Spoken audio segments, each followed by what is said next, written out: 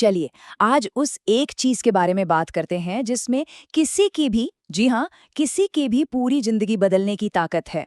और वो है कॉन्फिडेंस।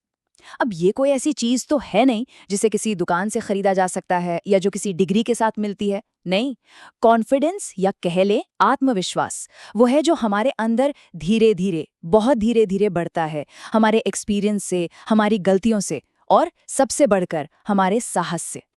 कभी सोचा है इस बारे में? एक ही मुश्किल सिचुएशन है, लेकिन कुछ लोग तो बिल्कुल घबरा जाते हैं, एकदम फ्रीज हो जाते हैं, और वहीं कुछ दूसरे लोग उसी पल में हीरो की तरह चमक उठते हैं। ऐसा होता क्यों है आखिर? आज हम इसी सवाल के जवाब को थोड़ा गहराई से समझेंगे। और यहीं पर इसी सवाल के जवाब में हमें कॉन्फिडेंस का असली मतलब समझ आता है। देखिए, कॉन्फिडेंस का ये मतलब बिल्कुल नहीं है कि कोई इंसान परफेक्ट है, कि उसमें कोई कमी ही नहीं है। नहीं, इसका असली मतलब है अपनी कमियों के बावजूद, ये जानते हुए कि हम परफेक्ट नहीं हैं, फिर भी आगे बढ़ने का फैसला करना। ये डर को खत्म करने के बारे में है ही नहीं, बल्कि डर के होते हुए भी उस डर के साथ ही कदम उठाने के बारे में है। इस बात को ना और अच्छे से समझने के लिए चलिए एक छोटी सी कहानी सुनते हैं। एक ऐसी कहानी जो हमें कॉन्फिडेंस का असली मतलब सिखाएगी। तो ये कहानी है अर्जुन की। अर्जुन टैलेंटेड भी था, स्मार्ट भी था, लेकिन उसकी एक बहुत बड़ी प्रॉब्लम थी। उसे खुद पर जरा भी भरोसा नहीं था। जब भी किसी नए इंसान से बात करनी पड़ती तो उसका दिल जोर जोर से धड़कने लगता, और अगर किसी मीटिंग में कुछ बोलना पड़ जाए तो बस आवाज कांपने लगती थी। फिर एक दिन अर्जुन को अपने ऑफिस में एक प्रेजेंटेशन देने का मौका मिला। ये कोई छोटी मोटी प्रेजेंटेशन नहीं थी, ये उसका करियर बना सकती थी या बिगाड़ भी सकती थी। और अर्जुन वो बुरी तरह डरा हुआ था। प्रेजेंटेशन से एक रात पहले तो वो ठीक से सो भी नहीं पाया। दिमाग में बस एक ही बात घूम रही थी, क्या होगा अगर मैं सब भूल गया? अगर लोग मुझ पर हंसे तो? क्या होगा अगर मैं फेल हो गया? अगले दिन जब उसका नाम पुकारा गया, अर्जुन अपनी जगह पर खड़ा तो हो गया, पर एक कदम भी आगे नहीं बढ़ा पाया। उसे ऐसा महसूस हुआ जैसे उसके पैर जमीन में धंस गए हों, किसी ने बांध दिया हो। हॉल में बैठे सब लोग बस उसी को देख रहे थे, और उसका डर, वो अपने पीक पर था।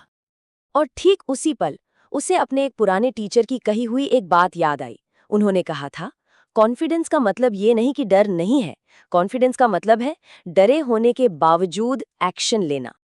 ये बात जैसे ही अर्जुन को याद आई, उसने एक गहरी सांस ली और धीरे धीरे स्टेज की तरफ बढ़ा। उसने बोलना शुरू किया। हाँ, शुरुआत में उसकी आवाज कांप रही थी, हाथ भी कांप रहे थे, लेकिन वो रुका नहीं। और फिर जैसे जैसे वो बोलता गया, मानो कोई जादू हो गया। उसका डर धीरे धीरे कम होने लगा, आवाज में ठहराव आ गया और दिमाग एकदम क्लियर हो गया। उस दिन अर्जुन ने एक बहुत बड़ी बात सीखी कि कॉन्फिडेंस डर से भागने से नहीं, बल्कि उसका सामना करने से बढ़ता है। अर्जुन की ये कहानी हमें एक बहुत जरूरी बात सिखाती है।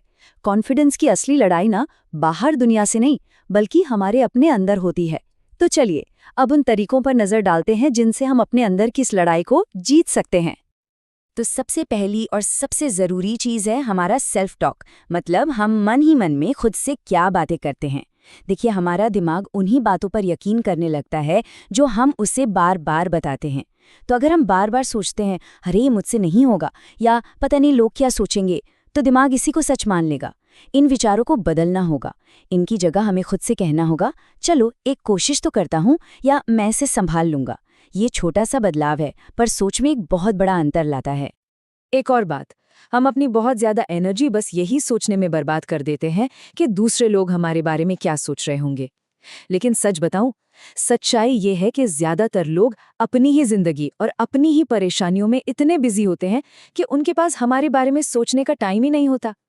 तो दूसरों के जजमेंट पर फोकस करने के बजाय अपने खुद के विकास पर ध्यान देना कहीं ज्यादा जरूरी है। अच्छा, अगला कदम है अपने अंदर विश्वास को जगाना। इसकी एक आदत डाल सकते हैं। रोज बस उन 2-4 चीजों की एक लिस्ट बनाइए जिनमें हम अच्छे हैं। उन पलों को याद कीजिए जब हमें कोई सफलता मिली थी, चाहे छोटी ही क्यों ना हो। ये जो छोटी छोटी यादें हैं ना, ये हमारे दिमाग को यकीन दिलाती है कि हम पहले भी जीत चुके हैं और हम आगे भी जीत सकते हैं। और हाँ, एक बात हमेशा याद रखनी चाहिए, कॉन्फिडेंस परफेक्ट होने से नहीं आता, बल्कि गलतियों से आता है। हर बार जब हमसे कोई गलती होती है और हम हार मानने के बजाय फिर भी आगे बढ़ते रहते हैं, तो हमारा कॉन्फिडेंस थोड़ा और मजबूत हो जाता है। गलतियां असल में असफलता नहीं है, वो तो हमें सिखाने और मजबूत बनाने आती हैं। तो ये तो हुई अंदर की बात। अब चलिए कुछ बाहरी आदतों और एक्शंस पर नजर डालते हैं जो हमारे कॉन्फिडेंस को बनाने और हाँ, दिखाने में भी मदद करते हैं। कहते हैं ना, हमारे बोलने से पहले हमारी बॉडी लैंग्वेज बोलती है। ये बात बिल्कुल सच है। अगर कोई सीधा खड़ा हो, कंधे थोड़े पीछे हों और सिर हल्का सा ऊपर, तो दिमाग को तुरंत एक सिग्नल मिलता है, ताकत का, कंट्रोल का। इसे पावर पोजिंग भी कहते हैं। किसी भी जरूरी काम से ठीक पहले सिर्फ 30 सेकंड के लिए भी ऐसा करने से कॉन्फिडेंस में एक नेचुरल बूस्ट मिलता है। एक और बहुत दिलचस्प चीज है बोलने की स्पीड। जो लोग कॉन्फिडेंट होते हैं ना, वो हमेशा धीरे और साफ साफ बोलते हैं। उन्हें कोई हड़बड़ी नहीं होती। तेजी से बोलना अक्सर घबराहट या डर की निशानी माना जाता है, जबकि धीरे धीरे बोलना दिखाता है कि सिचुएशन हमारे कंट्रोल में है। किसी भी सवाल का जवाब देने से पहले सिर्फ 1 सेकंड का पॉज, बस 1 सेकंड का ठहराव भी किसी को बहुत शांत और पावरफुल दिखा सकता है। अब ये कमाल का टूल है। जब भी कोई डर या हिचकिचाहट हमें रोके, तो इस 5 सेकंड रूल का इस्तेमाल करें। बस मन में उल्टी गिनती गिननी है, 5, 4, 3, 2, 1 और गो। काम शुरू कर देना है। ये तकनीक हमारे दिमाग की जो ज्यादा सोचने वाली आदत है ना, उसे बंद कर देती है और हमें सीधे एक्शन लेने पर मजबूर करती है। और याद रखिए, एक्शन डर को किसी भी दूसरी चीज से ज्यादा तेजी से खत्म करता है। ज्यादातर डर की जड़ में एक ही चीज होती है, तैयारी की कमी। जब हमारी तैयारी नहीं होती तो दिमाग में डर आता है, क्या होगा अगर मैं ये भूल गया। लेकिन जब हम तैयारी करते हैं, चाहे थोड़ी ही क्यों न हो, तो वही डर कॉन्फिडेंस में बदलने लगता है। जैसे किसी मीटिंग से पहले अपने पॉइंट्स की प्रैक्टिस कर लेना, या कोई नया स्किल सीखने से पहले उसके बेसिक्स को रिवाइज कर लेना। देखिए, कॉन्फिडेंस एक मसल की तरह है, एक मांसपेशी। इसे बड़ी सिचुएशंस में इस्तेमाल करने से पहले छोटी छोटी सिचुएशंस में ट्रेन करना पड़ता है। जैसे किसी से मिलते वक्त कॉन्फिडेंस से नमस्ते कहना, बात करते समय आई कांटेक्ट बनाए रखना, या फिर फोन पर एकदम क्लियर आवाज में बात करना। ये जो छोटी छोटी जीतें हैं ना, यही बड़े पलों के लिए हमारा कॉन्फिडेंस तैयार करती हैं।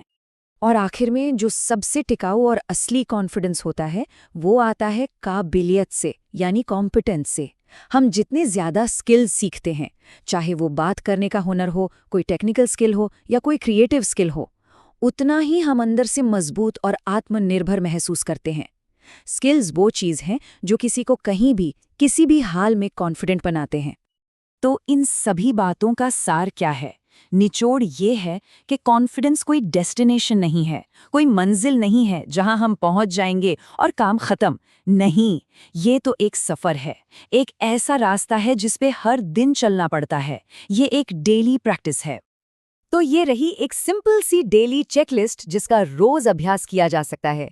अपनी बॉडी लैंग्वेज पर ध्यान दें, सीधे खड़े रहें, थोड़ा धीरे और साफ बोलें, हमेशा तैयारी करें, हर दिन खुद में बस 1% सुधार लाएं, डर लगे तो भी एक्शन लें, और सबसे जरूरी, खुद पर विश्वास करें। और यही बात इस पूरी चर्चा का सार है। एक दिन जब लोग किसी को देखेंगे और कहेंगे, वाह कितना कॉन्फिडेंस है, तब उस इंसान को असलियत पता होगी। उसे पता होगा कि कॉन्फिडेंस कोई जन्म से मिला हुआ टैलेंट नहीं है, ये तो बस एक आदत है, एक ऐसी आदत जिसे हर दिन थोड़ा थोड़ा करके बनाया गया है।